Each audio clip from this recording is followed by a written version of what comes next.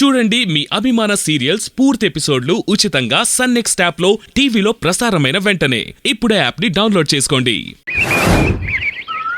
ఇచ్చిన బిల్డప్ చాలు, ముందు మ్యాటర్లోకి రా. అలాగే స్ట్రైట్ గా వస్తున్నాను. ఉన్న డబ్బులు సరిపోనట్టు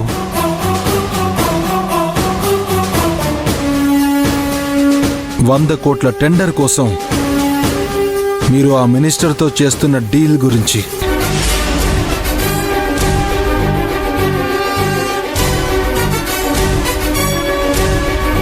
నువ్వు ఎవరి గురించి ఇదంతా మళ్ళీ మాట్లాడుతున్నావో నాకు అర్థం కావడం లేదు.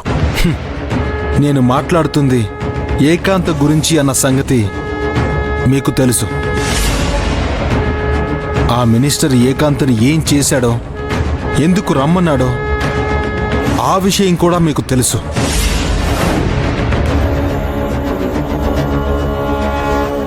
కేవలం $100 కోట్ల టెండర్ కోసం అమాయకురాలి జీవితాన్ని చిదిమేశారే, ఇది నిజం కదా?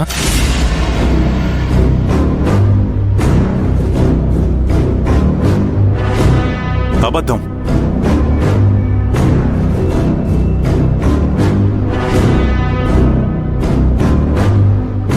కాదు, నిజం.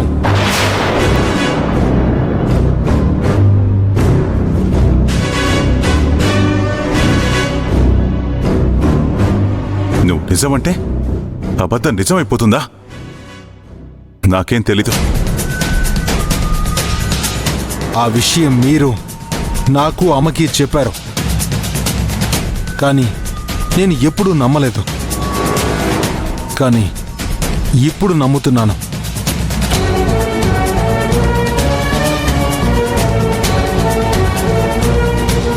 నిన్ను నమ్మించాల్సిన అవసరం నాకు లేదు. నన్ను నమ్మించాల్సిన అవసరం మీకు లేకపోవచ్చు, కానీ మీరు సంజయ్షి ఇచ్చుకునే చోట తప్పకుండా ఇచ్చుకుని తీరాల్సిందే.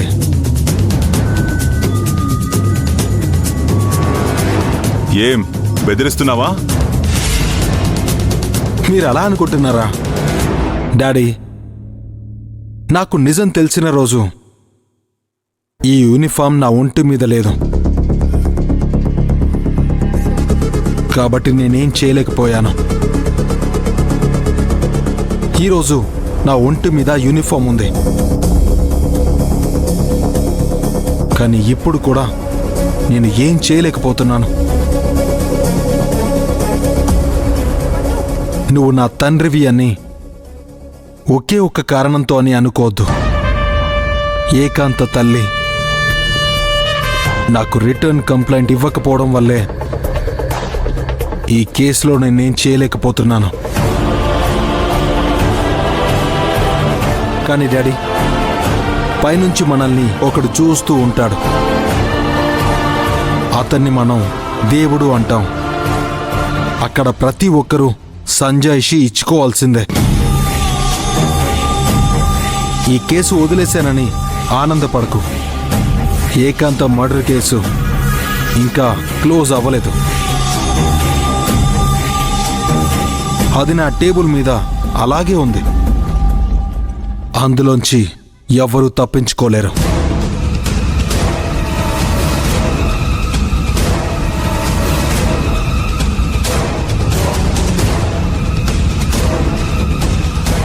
ఈ పోలీస్ పవర్ ఏంటో చూపిస్తా.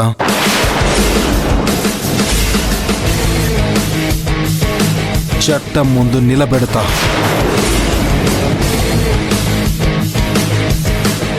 శిక్ష పడేలా చేస్తా.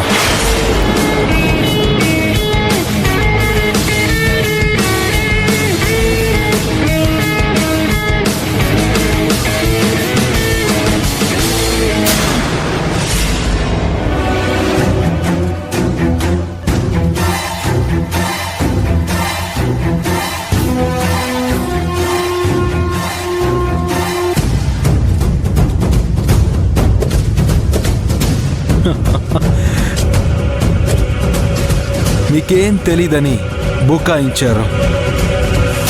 ఏకాంత విషయంలో మీకంతా తెలుసు అని మీ పర్ఫార్మెన్స్తో కన్ఫర్మ్ అయింది.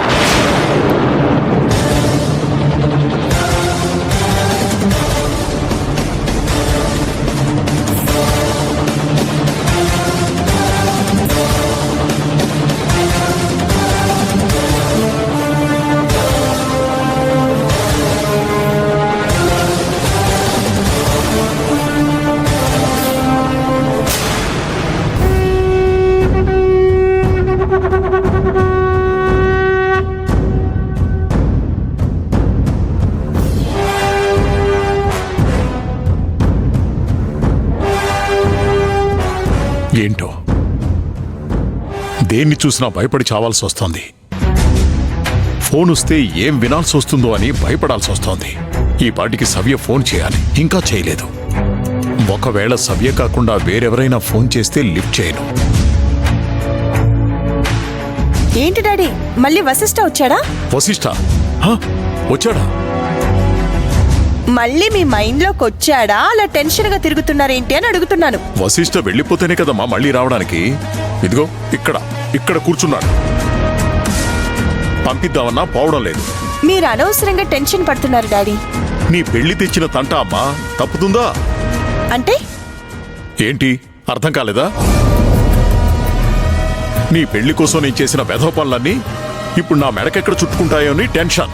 నిన్నటి దాకా లేంది ఇప్పుడెందుకు డాడీ? ఆ, నీ కాబోయే మొగుడు పోలీస్ అయ్యాడు కదమ్మా, అందుకు. ఎటు నుంచి ఏ ఎంక్వైరీ చేస్తాడో, ఎక్కడ ఇరుక్కు చేస్తావని టెన్షన్.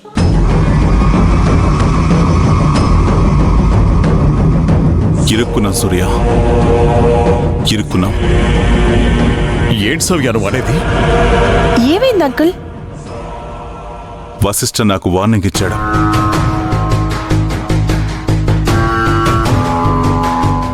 వశిష్ఠ నీకు వార్నింగ్ ఇవ్వడం ఏంటి?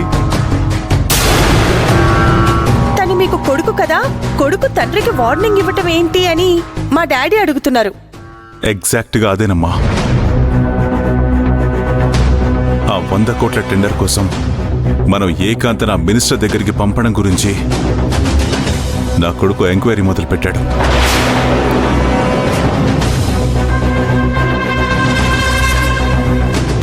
ఏకాంత్ నా మినిస్టర్ పాడు చేసిన విషయం చెప్పేశావా? ఏంటి, ఏకాంతని మినిస్టర్ పాడు చేశాడా? చేశాడమ్మా. అది ఒకప్పటి కథ, అది జరిగిపోయింది. ఇప్పుడు ఆ విషయం ఎందుకు సవ్య?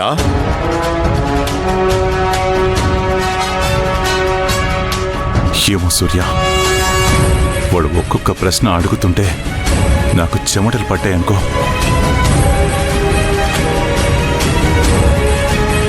యూనిఫామ్లో ఉండి వాడు నన్ను ఒక్కొక్క ప్రశ్న అడుగుతూ ఉంటే ఎదురుగా ఉంది నా కొడుకు కాదు, 4 సింహం అనిపించింది.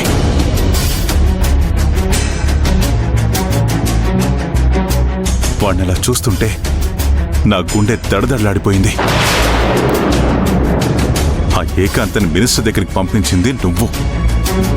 పైగా నా ప్రమేయం లేకుండా నా పేరు కూడా వాడుకున్నావు.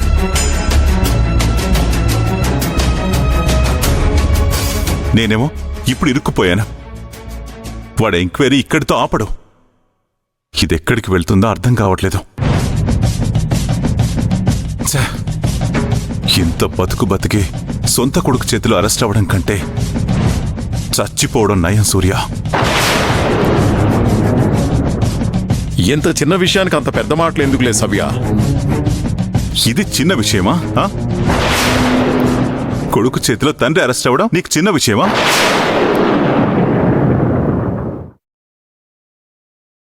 అదీ కాకుండా ఈ సవ్యసాచి కొడుకు చేతిలోనే అరెస్ట్ అయ్యాడంటే నాకెంత పరువు తక్కువ.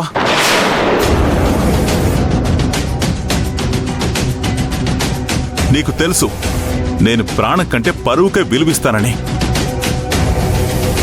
ఆనందంగా ఉన్నప్పుడు పక్కనే ఉండేవాడు కాదు నిజమైన స్నేహితుడంటే. కష్టాల్లో ఉన్నప్పుడు వెన్నుదనుగా నిలబడేవాడు. నేను నీకొక నిజమైన స్నేహితుడిని సవ్య. నీ పరువు పోవడం అంటే ముందు అది నా ప్రాణం తీసాకే. సూర్య, ఇప్పుడెలా? వాడు గాని ఆ కేసును తవ్వితే మనందరం బయటకొచ్చేస్తాం.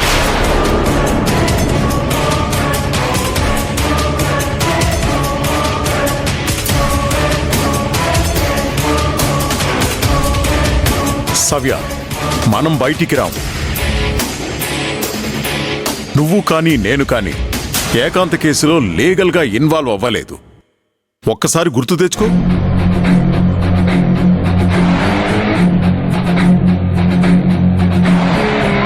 మనం మినిస్టర్తో ఫైల్ మీద సంతకం చేయించమని ఆఫీసులో నమ్మకమైన వాడితోనే టెండర్ ఫైల్ పంపమని చెప్పి వశిష్ఠకిచ్చాం. వశిష్ఠతో మనం ఏకాంతని పంపమని చెప్పలేదు. ఒక్కసారి గుర్తు తెచ్చుకో. క్లీన్గా అబ్జర్వ్ చేయి. వశిష్ఠే ఏకాంతని మినిస్టర్ దగ్గరకు పంపించాడు తప్ప నువ్వు కానీ నేను కానీ చెప్పలేదు.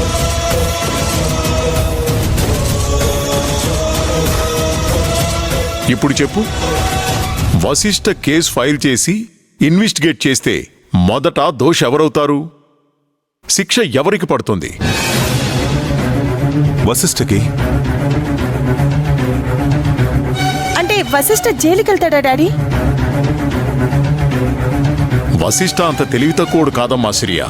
అందుకే ఏకాంత మానభంగం కేసుని టేకప్ చేయడు. ఆ కేసును టేకప్ చేసి ఇన్వెస్టిగేషన్ చేస్తే తనే మొదటి ముద్దాయి అవుతాడని తనకి తెలుసు.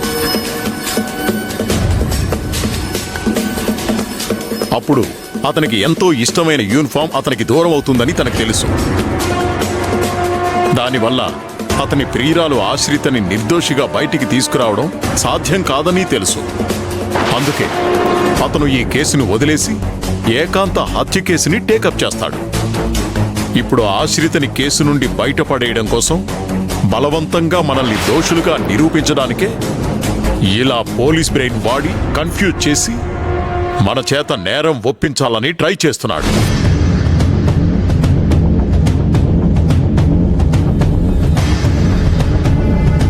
ఇప్పుడు నీకు అర్థమైందా సవ్య? అర్థమైంది సూర్య. వశిష్ఠ ఈ కేసుని ఎందుకు వదులుకున్నాడో. నీకు అర్థం కావాల్సింది అది కాదు సవ్య. ఆశ్రిత నీ కొడుకుని ఎంతగా చెప్పు చేతల్లో పెట్టుకుందంటే ఆఖరికి కన్న తండ్రిని కూడా బెదిరించి దోషిగా చూపించి చెయ్యని నేరానికి శిక్ష వేయించాలని ట్రై చేస్తోంది. ఇదంతా నీ కొడుకుకు పుట్టిన తెలివితేటలు కాదు సవ్య. ఆశ్రిత చేతిలో ఎప్పుడైతే కీలుబొమ్మగా మారాడో అప్పట్నుండే తన మన అన్నీ మర్చిపోయాడు. ప్రేమించిన అమ్మాయి కోసం కన్న తండ్రిని ఇలా చేస్తాడా? అది ప్రేమ కాదు సవ్య, వ్యామోహం. ఆ వ్యామోహం ఎంతటి పనైనా చేయిస్తుంది. ఈసారి నీ కొడుకు ఏకాంత టాపిక్ తీసుకొస్తే సమాధానం ఇదే.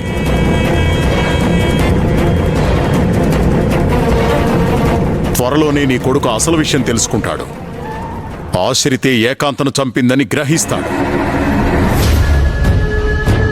అప్పటిదాకా మనం ఎంత చెప్పినా అతను తెలుసుకోలేడు. పెద్దవాళ్ళం మనమే సర్దుకుపోవాలి. అతను ఆశ్రిత వైపు వేసే ప్రతి అడుగుకి చెక్ పెట్టకపోతే మన వశిష్ఠ మనకి కాకుండా పోతాడు. ఆలోచించు.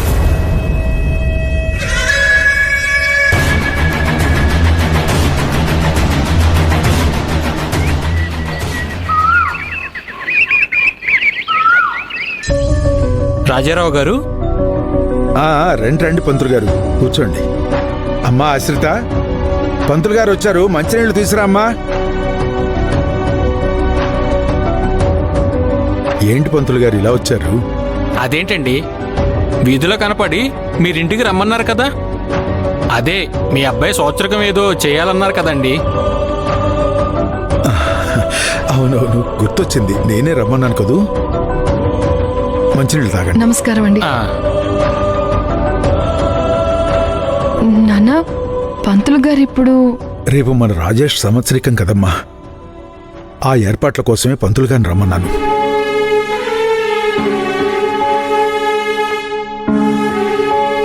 అయ్యా, ఈ లిస్టులో ఉన్నవన్నీ తెప్పించండి. నేను రేపు ఉదయాన్నే వస్తాను. ఇక నాకు సెలవు ఇప్పించండి. అలాగే. వస్తానమ్మా.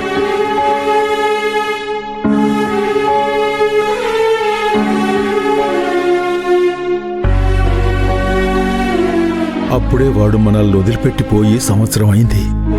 నాన్న, తమ్ముడు చిన్నవాడు, అప్పుడే వాడు మనల్ని వదిలిపెట్టి సంవత్సరం అయిందంటే నమ్మలేకపోతున్నాను. కాలం కదమ్మా, చాలా వేగంగా తిరుగుతుంది. నా కడుపున పుట్టి, నా ఒళ్ళో ఆడుకుని, నా దగ్గర చదువుకుని పెద్దవాడై వృద్ధిలోకి వస్తాడు అనుకున్నాను. కానీ వాడితో పితృకార్యాలు చేయించుకోవాల్సిన నేను వాడికే సంవత్సరికం చేయాల్సిన పరిస్థితి వచ్చిందమ్మా. ఇది కాలం వేసిన శిక్ష కాదమ్మా, నా కొడుకు నాకు వేసిన శిక్ష.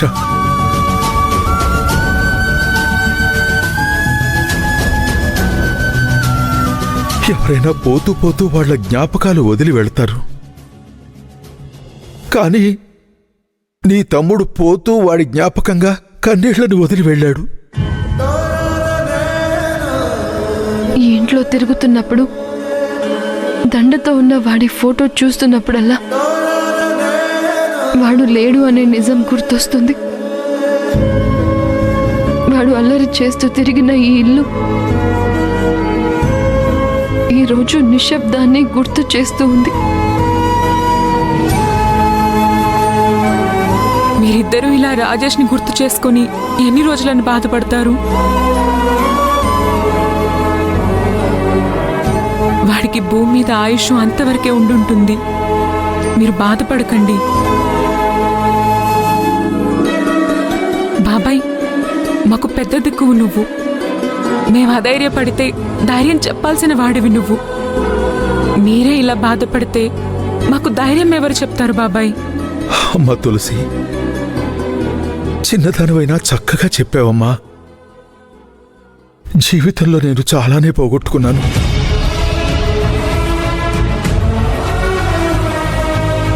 నాకు రిటైర్మెంట్ తర్వాత మిగిలింది కేవలం 2 కళ్ళు, ఆశ్రిత, రాజేష్. వీళ్ళిద్దరిని పెట్టుకొని ప్రపంచాన్నే చుట్టేద్దామని ఎన్నో పిచ్చి కలలు కన్నాను.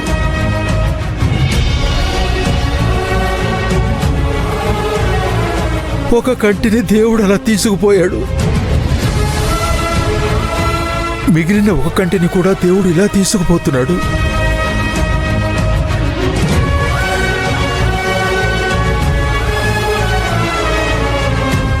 ఇక నేను జీవితంలో దేన్ని చూసుకుని ఆనందంగా గడపాలమ్మా?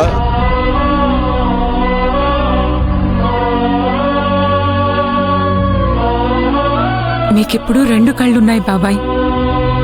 ఒకటి నేను, 2 ఆశ్రిత. మేమిద్దరం నీకు 2 కళ్ళు కాదా? ఎందుకు బాబాయ్ మీరు ఇలా బాధపడతారు? అమ్మా తులసి, నువ్వు నా మనోనేత్రానివమ్మా.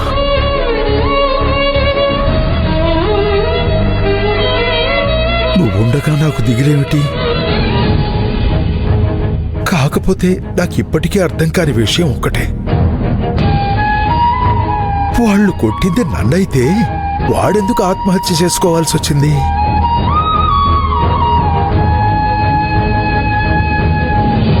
చావుంటే వాళ్ళని ఎదిరించాలి, తిరగబడాలి. అంతేగాని పిరికి వాళ్ళ ఆత్మహత్య చేసుకుంటాడా?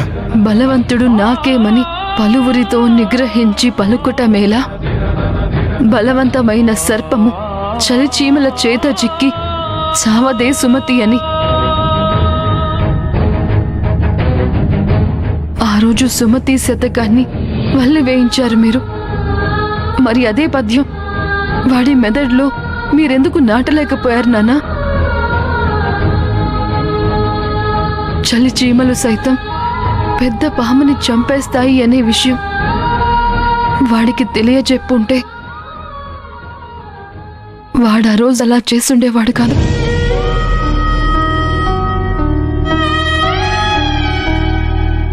కళ్ళ ముందు తనకి జన్మనిచ్చి పెంచి పెద్ద చేసిన తన తండ్రికి అలా జరగటం, వాళ్ళని ఎదిరించలేని వాడి అసమర్థతకి వాడు కుమిలిపోతూ అలా చేశాడు.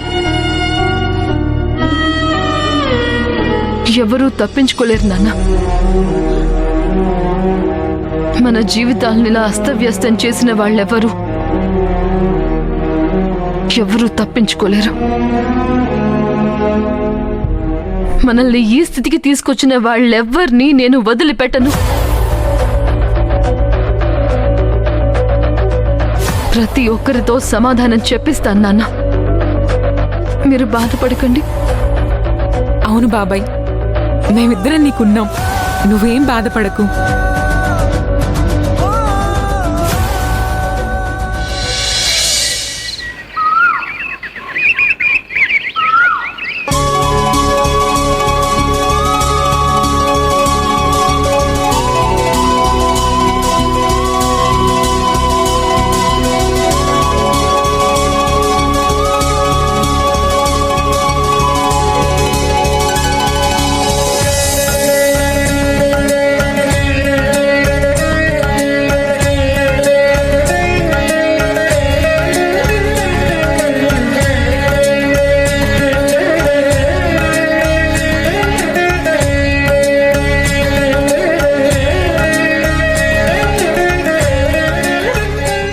స్వామి, నేనున్న పరిస్థితిలో ఏది ధర్మం ఏది అధర్మం అని తెలుసుకోలేక సమస్యలతో కొట్టుమిట్టాడుతున్నాను.